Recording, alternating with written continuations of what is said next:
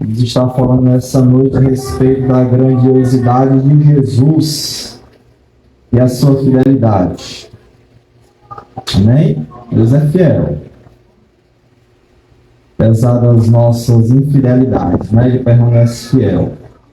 Hebreus capítulo 3, a partir do verso 1, diz assim: Por isso, santos irmãos, que participais da vocação celestial, considerai atentamente o apóstolo e sumo sacerdote da nossa confissão, o qual é fiel àquele que o constituiu, como também o era Moisés em toda a casa de Deus. Jesus, todavia, tem sido considerado digno de tanto maior glória do que Moisés, quanto maior honra do que a casa tem aquele que a estabeleceu, pois toda casa é estabelecida por alguém, mas aquele que estabeleceu todas as coisas é Deus. E Moisés era fiel em toda a casa de Deus, como servo, para testemunho das coisas que haviam de ser anunciadas. Cristo, porém, como filho em sua casa, a qual casa somos nós, se guardarmos firme até ao fim a ousadia e a exultação da esperança. Amém? Só até aqui, meus irmãos, em nome de Jesus. Glória a Deus. A carta aos Hebreus, meus irmãos, ela é considerada o quinto evangelho. Nós sabemos que na Escritura Sagrada existem 4 evangelhos, que é o evangelho de Mateus, o evangelho de Marcos, de Lucas e de João, que vão falar das obras do Senhor Jesus realizadas aqui na terra. Quando os estudiosos se depararam com a carta aos Hebreus, eles perceberam, irmãos, que Jesus ele não parou de trabalhar quando ele foi para o céu, mas ele continua trabalhando pela sua igreja, mas agora diante do Pai, diante de Deus. A Bíblia vai falar isso, a carta aos Hebreus, chamado Quinto Evangelho, vai declarar isso, que Jesus continua trabalhando pelo povo dele, pela igreja dele, ainda hoje no céu. É por isso que a Bíblia fala que o nosso Deus, irmãos, é vivo. Amém? Que ele não está morto. Jesus morreu, mas foi ressuscitado, irmãos. Está à direita do Pai, onde se diz que ele trabalha, serve a Deus, ou intercede diante de Deus por nós, pela igreja. A carta aos Hebreus ela vai revelar isso. É interessante que nós não sabemos quem foi que escreveu essa carta. Qual foi o homem usado por Deus para escrever. Mas se você ler aqui no verso 7, ele diz assim, assim, pois, como diz o Espírito Santo, hoje se ouvirdes a sua voz, não endureçais o vosso coração. Preste atenção. Não sabemos quem escreveu a carta, o homem que a escreveu, mas sabemos, irmãos, que ela foi escrita pelo Espírito de Deus, usando um homem, que não sabemos quem. Mas essa carta, irmãos, é a palavra de Deus. Quando ele diz assim como diz o Espírito Santo. Ou seja, o Espírito Santo, irmãos, vai falar. Está falando. Como? Pela pregação. Por essa carta, ou por toda a Bíblia, escrita por homens de Deus, usados por Deus, inspirados por Deus. Então não sabemos quem escreveu, o homem que a escreveu, mas sabemos, irmãos, que o Espírito de Deus é o seu autor. Logo, essa mensagem que eu vou falar aqui para os irmãos é palavra do Espírito de Deus. Amém? É palavra revelada, mostrada pelo Espírito Santo, que ele quis falar primeiramente com os hebreus naquela época e hoje está falando conosco. E a palavra dele, irmãos, aqui, a palavra do Espírito Santo, primeiramente foi esse povo aqui, os hebreus, que estavam sofrendo, que estavam sendo perseguidos pela sua religião, que era o cristianismo. Eles que eram seguidores e devotos a Moisés, seguidores da lei de Deus, haviam mudado, abandonaram a crença deles, a religião antiga deles, na lei, que envolvia sacrifício de animais, que envolvia rituais. Eles deixaram para trás isto e se converteram ao cristianismo, ao Senhor Jesus Cristo. E por causa disso eles estavam sendo perseguidos. E muitos estavam morrendo por causa da fé, enquanto outros estavam abandonando a Jesus e voltando para a sua antiga religião para não morrer. Então ele escreve aqui essa carta. O Espírito de Deus usa um homem para escrever essa carta, primeiro para consolar aqueles que estavam sofrendo por amor a Jesus, e segundo para exortar e dizer a eles: não abandonem a Jesus, não voltem atrás para a antiga religião de vocês, porque o Antigo Testamento era só a sombra, mas o homem perfeito já chegou. Era como se Jesus estivesse andando no Antigo Testamento, a luz se colocasse sobre ele e os judeus só viam a sombra. Não estavam vendo ainda Jesus, não entendiam ainda o Senhor, quem era o Salvador. Eles só viam as sombras, ou seja, eles sacrificavam animais. E aquele sacrifício, irmãos, que fazia parte da religiosidade deles, estava apontando para algo. Estava dizendo assim, toda vez que eles pecavam, levavam um animal para morrer, agonizando, como oferta a Deus, que primeiro o animal ele tinha uma morte agonizante. Era como se, ainda hoje faziam muito também no passado, quando se matava um bicho no interior, uma cabra, um boi, e sacrificava o animal, muitas vezes dava uma pancada na cabeça, e depois sangrava. E o animal ficava ali se batendo ali, sofrendo, agonizando. Então, as ofertas eram dessa forma. Mas ali eles entendiam o quê? Que Deus estava dizendo para eles: o salário do pecado é a morte. Vocês estão vendo um animal morrendo em vosso lugar? Era para ser vocês. Mas eu vou receber o sangue desse animal no lugar do sangue de vocês. E aquele animal apontava para alguém. Era a sombra de alguém. Que alguém? Do Cordeiro de Deus, Senhor Jesus, que haveria de vir e se sacrificar pelos pecadores. Como João Batista disse ao vê-lo: eis o Cordeiro de Deus, que tira o pecado do mundo. Então, esses irmãos, na sua antiga religião, viam a sombra de Cristo.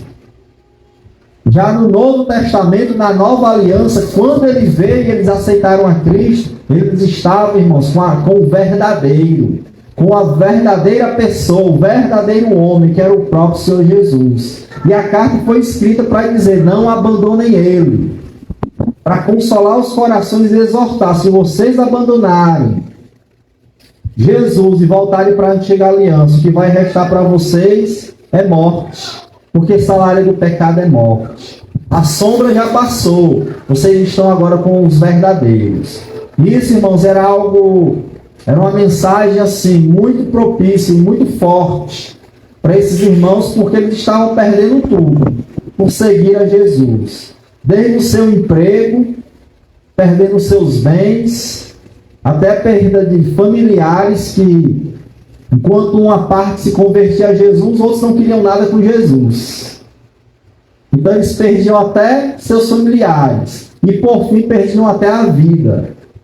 Ou vocês negam a Jesus ou morrem. Muitos morriam, enquanto muitos outros negavam. Não vou morrer de graça não.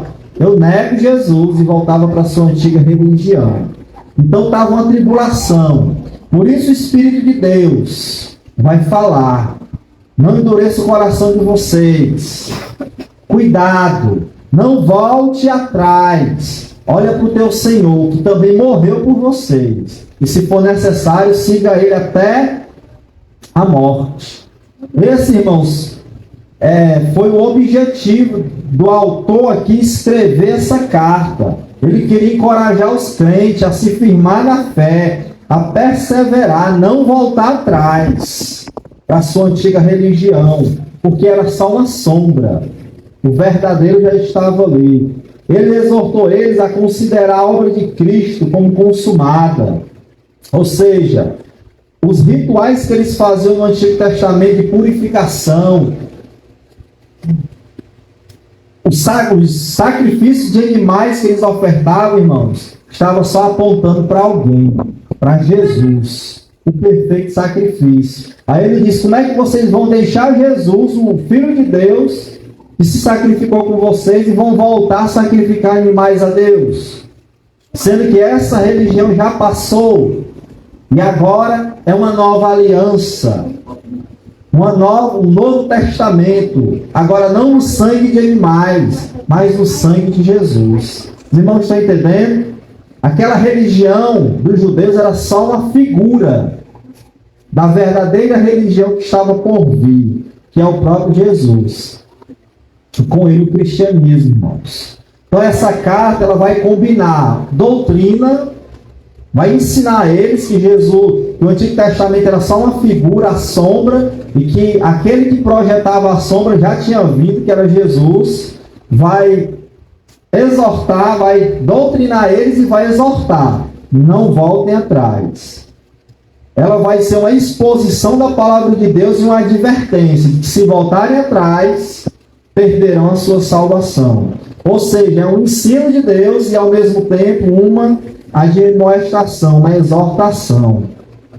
E por meio dessa mensagem, irmãos, o autor pretende fortalecer os irmãos e consolá-los. E nessa noite que o Espírito Santo ele vem também a consolar o nosso coração através da sua palavra, através daquilo que ele inspirou alguém a escrever aqui, que é a carta aos Hebreus, escrita depois do ano 70 depois de Cristo, porque ela não faz menção à destruição do templo, que era o lugar sagrado dos judeus. Ele não fala nada sobre isso.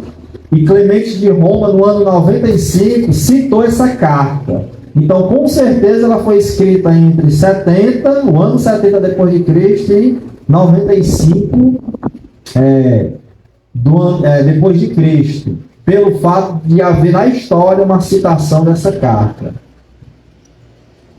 Meus irmãos, e aqui ele vai começar a argumentar, no capítulo 3, como Jesus é grande.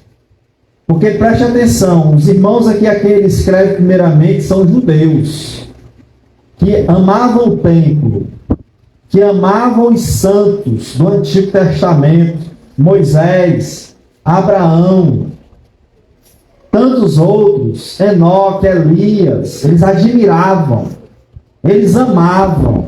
Mas o autor vem dizer: não fique mais com eles, porque ele só estava apontando para o perfeito, que é Jesus. Aí nessa conversa dele, ele começa dizendo assim: por isso, irmãos, por isso, santos irmãos, que participais da vocação celestial, considerai atentamente o apóstolo e sumo sacerdote da nossa confissão. Quem é ele? Jesus. Ele diz: vocês são santos, separados por Deus, chamados por Deus, participantes da vocação celestial. Vocação, irmãos, é chamado. Quando ele diz vocação celestial, ele está dizendo: o céu foi que chamou vocês. Quando eu prego aqui, o Espírito Santo fala, é o céu chamando vocês para estarem somente com Jesus. Aí ele diz: considera então ele quem? Jesus. O que é considerar, irmãos?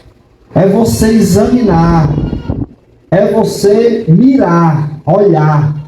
Considera, reflita sobre ele, sobre o Senhor. O que é considerar? É você ser um devoto de quem? Do Senhor Jesus Cristo. É você fazer de Jesus o alvo da tua vida. Ele está dizendo assim, ó, tire os olhos dos santos, dos outros homens, tire e coloque só em Jesus. Aí vocês vão ser fortalecidos. Eles estavam sentindo a tentação de voltar para a sua antiga religião. Mas ele está dizendo, não. O perfeito é Jesus. Moisés era um representante de Jesus, irmãos. Abraão apontava para Jesus. Quando Abraão disse, Deus proverá para si um cordeiro, meu filho, na hora de sacrificar o filho dele, Isaque, a Deus. Lembra dessa história que Deus pediu para ele sacrificar o filho? Aí o filho pergunta, pai, está aqui a lenha, está aqui a faca, mas cadê o cordeiro? Aí Abraão fala, Deus proverá para si o cordeiro, um animal. E quem era esse cordeiro que Abraão profetizava, irmãos? Era Jesus. Quem era o filho que seria sacrificado? Era Isaque, irmãos? Não, era Jesus. Ou seja, tudo estava apontando para quem? Para o Salvador, para o Senhor. E esses irmãos tinham essa grande admiração pelos outros. Mas eles tiram os olhos deles, porque eles só estavam apontando para o Senhor Jesus Cristo. E quem é esse Senhor Jesus? Ele diz aqui, é o apóstolo. O que é um apóstolo, irmãos? É alguém enviado por Deus. Jesus e os seus apóstolos. O que significa a palavra apóstolo? Um enviado por Deus para evangelizar, para pregar as boas novas. Ele está dizendo, Jesus foi aquele que desceu do céu com a mensagem da salvação de Deus para nós. Olha para Ele. Ele é o Salvador. É nele que está a boa notícia de que Deus perdoa os homens e os pecadores. Então ele diz, olha para Jesus. Aí ele diz assim, ó, o sumo sacerdote da nossa confissão. Jesus, além de ser o apóstolo de Deus, o santo de Deus, ele é o sumo sacerdote da confissão. No Antigo Testamento tinha os sacerdotes, o sumo sacerdote. Ele sacrificava os animais pelo povo. O povo, irmãos, não podia chegar direto a Deus. Tinham que passar por alguém, um intercessor. Um homem levantado por Deus para interceder pelo povo, para levantar as mãos diante de Deus e dizer, Pai, perdoa esse pecador. Aí ele está dizendo, aqueles lá só apontavam para o nosso grande sumo sacerdote. Então eu quero dizer para você que me escuta nessa noite, você tem um grande intercessor no céu. E o nome dele é Jesus Cristo, irmãos. Aleluia! Amém? Ele é quem intercede pela igreja. A palavra é clara, diz que debaixo do céu, somente Jesus intercede pelo seu povo. Só há um mediador entre Deus e os homens. Paulo vai dizer, Jesus Cristo, homem, o Filho de Deus. Aleluia, o nosso grande intercessor. Certa vez ele chegou para Pedro, e Pedro, cheio, disse, Senhor, eu vou contigo até a morte. Eu morro por ti, Jesus. Aí o Senhor, irmãos, revelou algo do reino espiritual para Pedro. Ele chegou para Pedro que estava dizendo, eu vou contigo até para a morte. Eu nunca te negarei, jamais, Senhor, te abandonarei. Aí Jesus abre a cortinazinha, vem aqui, Pedro, olha aqui, ó. Deixa eu te revelar um mundo espiritual, só um instantezinho aqui para ti. Pedro, Satanás pediu para te provar. Falou desse jeito para Pedro. Mas não se preocupe não. Olha o nosso intercessor. Pedro, eu roguei por ti, e a tua fé não vai desfalecer. Aleluia. Irmãos, Deus é poderoso para nos sustentar diante das tentações e tribulações. Nós não sabemos o que acontece no reino espiritual nesse momento que estamos aqui. As ciladas do diabo contra nós, contra a nossa família. Mas não se preocupe, nós temos um grande intercessor no céu, que mostra, que revela aquilo que está em oculto e que é poderoso, irmãos, para nos livrar. É o nosso Deus, é o nosso Senhor Jesus Cristo. Olhe para Ele, mira Ele, admire Ele, entregue a sua vida para Ele. Aleluia. Ele é o nosso grande intercessor. Essa era a função do sacerdote, interceder pelo povo. É por isso que a carta aos Hebreus é falar do quinto evangelho, que fala da obra dele por nós ainda hoje. Você acha que ele está dormindo, meu irmão? Tá não. Está trabalhando, está livrando, está libertando, está curando, está governando, irmãos, porque tudo está em suas mãos, nas mãos de Jesus Cristo, o Filho de Deus. Acredite nisso. Então ele está dizendo, vocês vão abandonar este e voltar para os santos do Antigo Testamento, para a religião passada de vocês. Olha para Jesus, não o abandone. É o que ele está dizendo aqui. Os irmãos, em tempo de cair, mas ele está dizendo, você tem um intercessor para lhe sustentar até a morte, se for necessário. O nome dele é Jesus. E Pedro, irmãos, que Jesus disse, Satanás pediu para te provar, mas eu roguei por ti, para tu não desfalecer. Irmãos, Pedro não desfaleceu. Irmãos, Pedro depois, irmãos, morreu por amor a Jesus. Foi até o fim. E a graça de Deus ali com ele, sustentando. Ele foi morto, diz a história, crucificado, de cabeça para baixo. Mas não negou o seu Senhor. Ou seja, ele recebeu, irmãos, essa mensagem. Foi até as últimas consequências. Mas ficou com Jesus. Amém? Que seja assim comigo e com você. Perseverando até o fim, irmãos. Em nome do Senhor Jesus. Olha aí, irmãos, o verso 2 diz, o qual é fiel, aquele que o constituiu. Ele está dizendo, olha para Jesus, ele é fiel. Fiel a Deus. Jesus foi fiel, irmãos, até o fim. Quando ele foi para Jerusalém na sua última Páscoa, a Bíblia diz que ele mostrou no semblante que ele estava firme para ir até o fim no objetivo dele. Qual era esse objetivo? Morrer pelos nossos pecados. A Bíblia diz que ele determinou, eu vou para Jerusalém, mesmo sabendo que lá ele seria traído e depois crucificado e viria a morrer.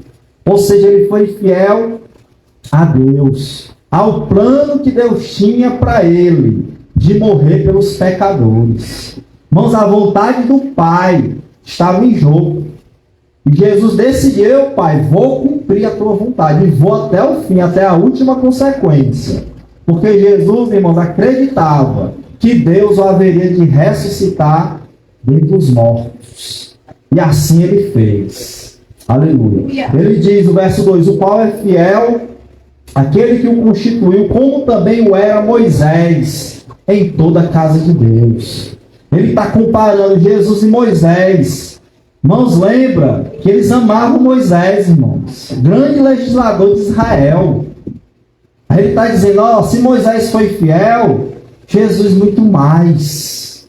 Foi até o fim. Aí no 3 ele diz, Jesus, todavia, tendo sido considerado digno de tanto maior glória do que Moisés, quanto maior honra do que a casa, tem aquele que a estabeleceu. Olha o que ele está dizendo, irmão. Isso aqui para nós parece assim, não tem muita força, mas você chegar para um judeu e dizer que Jesus é maior do que Moisés, aquele que libertou o povo do Egito, que abriu o mar, que fez sinais extraordinários, o grande legislador recebeu do próprio Deus a lei, entregou ao povo. Aí ele chega e diz, mas Jesus é muito maior do que Moisés. Por quê? Aí ele diz, porque mais glória tem aquele que estabeleceu a casa. Quem era Moisés, irmãos? Era o mordomo da casa. Um servo de Deus dentro da casa. E quem era Jesus? É o dono da casa. Quem é que tem maior glória? É o dono ou é o servo? É o dono, irmãos. E Jesus é que é o nosso dono. A casa aqui é a igreja. É o povo de Deus. Glória a Deus. Aleluia. Eu estou aqui como Moisés, como os santos do Antigo Testamento, do Novo Testamento, mas os nossos olhos, irmãos, têm que estar em Jesus, o dono da casa. José, Pedro, Tiago, João, Maria, todos eles foram servos de Deus, à semelhança de Moisés. Mas só um é o dono da casa, é Jesus. Amém? Aí ele está dizendo, olha para ele. Se dedique, se devote a Jesus. Ele é maior que tudo, irmãos. Ele é incomparável. Não existe como comparar o Filho de Deus com os outros santos. Não existem. Ele é o Salvador dos santos. Tanto os que já morreram como os que estão vivos hoje. Estão vivos, fala da gente. Você não sou muito santo, não. Mas a Bíblia diz que a gente é, né? No sentido de ser separado para Deus. E ele é maior que qualquer servo de Deus, irmãos, em todos os tempos. Não há comparação. Ele é o apóstolo de Deus, o enviado para salvar. Os outros santos, como Moisés, é só servo da casa, meu irmão. Está lá para servir o dono da casa. Eles já cumpriram o seu papel. Hoje é a nossa vez. Amém? Então, coloca teus olhos nele. Isso aqui, irmão, foi algo muito forte. Eu deixar a minha religião com Moisés, com Abraão, por causa de Jesus. Quem é Jesus? Ele está argumentando. Moisés só falava, o que Moisés falava e ensinava era apontando para ele. O que os santos do Antigo Testamento e do Novo falavam era apontar o caminho para Jesus. Quando Pedro pregava, ele mandava arrepender-vos para que o Senhor Jesus perdoe os vossos pecados. Todos, irmãos, trabalhavam para quê? Para conduzir a Jesus enquanto estavam aqui vivos. Aí passaram, morreram, se levantou outros para trabalhar. E morreram e se levantou outros até o dia de hoje. E todos nós devemos ter uma só linguagem. Segue a Jesus, olha para Jesus, ame a Jesus, se devote a dele, admire ele. Porque ele é o incomparável, irmãos. E o grande Salvador, em nome de Jesus. Vamos continuar aqui, ó. O 4, pois toda casa é estabelecida por alguém. Mas quem estabeleceu todas as coisas é Deus. Amém? Aí ele diz no 6, Cristo, porém, 5, e Moisés era fiel em toda a casa de Deus, como um servo. Preste atenção. Moisés era fiel como um servo, para testemunho das coisas que haveriam de ser anunciadas. Moisés já profetizava, testemunhava daquilo que estava por vir. Quem era que estava por vir? Jesus. Então Moisés era fiel como um servo. Mas olha Jesus, 6, Cristo, porém, como filho. Olha o filho com F maiúsculo aí, meu irmão. Não é qualquer filho, não. Não é filho de Israel. É filho de Deus. Ele diz, Cristo, porém, como filho na sua casa. De quem é a casa, irmãos? É dele.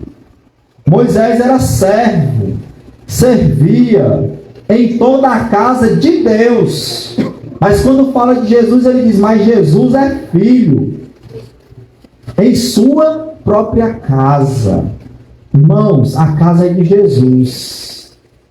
Não era de Moisés. Não era de nenhum santo, de nenhum homem. É de Jesus. E que casa é essa, irmãos? Ele vai dizer aqui, olha, lê comigo aí, verso 6. Cristo, porém, como filho em sua casa, a qual casa somos, olha aí, nós. Essa casa somos nós, se guardarmos até o fim a ousadia e a exultação da esperança. Essa casa que ele fala aqui não era templo feito por mãos de homens, não. Não era o templo dos judeus. Naquele tempo, irmãos, não tinha nem igreja. Assim, o templo, não tinha. Templo cristão não tinha, só tinha dos judeus. Onde é que os irmãos se reuniam? Onde dava? Na rua, em casa, debaixo de uma árvore. Aonde dava, eles se reuniam. Depois, com o passar do tempo, que o cristianismo foi aceito como uma religião, é que fizeram os templos, né? As igrejas de tijolo, de cimento, passados anos, muito tempo depois. Então a casa que ele diz aqui, que Jesus, irmãos, é o dono, é o Senhor, é filho nessa casa, somos nós, é a igreja. Então, irmãos, a casa somos nós, mas preste atenção, ele coloca uma condição: se perseverarmos até o fim.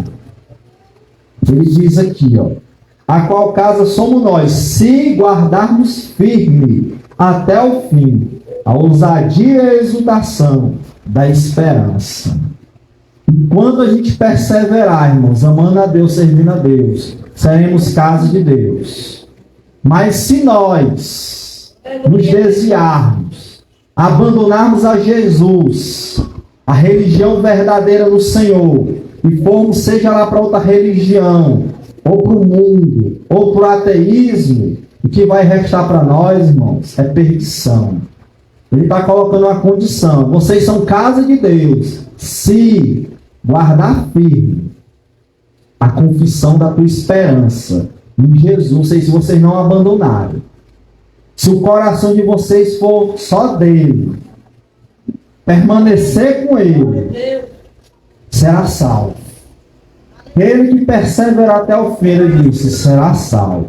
Mas se o abandonar, se voltar para práticas, seja de outra religião, de outra lei, seja do mundo, seja lá o que for, contrário a ele, o que resta é perdição. É o que ele está dizendo aqui. Amém? Para finalizar, meu irmão, encerro. A mensagem foi só até aqui. Não foi mais, nem mais nem menos. Né? Nós vamos entregar o que o Espírito Santo mandou. Eu poderia falar até aqui o estudo de todo o capítulo, porque como já tinha dado esse estudo aqui na igreja, está tudo escrito. Mas eu vou ficar só até onde o Espírito Santo manda. Amém? Para encerrar, eu vou só repetir o que ele diz aqui nos primeiros versículos. Olha para Jesus. Admire ele, ame ele. Não abandone ele por outro, seja santo, santa, seja para o mundo, seja para pecado, religião A ou B. Fica com ele. Se entrega a ele. Glória a Deus. Você persevera com ele até o fim. Por quê? Porque, irmão, só há um intercessor na casa de Deus. Essa casa somos nós. Não acho que aqui, ó, nós, na tua vida, só tem um que intercede e está dando livramento para você e para sua família. O nome dele é Jesus Cristo, Filho de Deus. E só. O grande apóstolo e sumo sacerdote da nossa confissão. Amém? Amém? Que Deus seja louvado pela sua palavra ao nosso coração nessa noite, em nome de Jesus.